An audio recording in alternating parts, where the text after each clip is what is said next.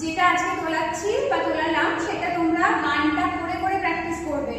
এখন আমরা তাহলে গানের সাথে প্রথমে করবো। গানটা করলে কি হবে, গানটা আমাদের মুখস্থ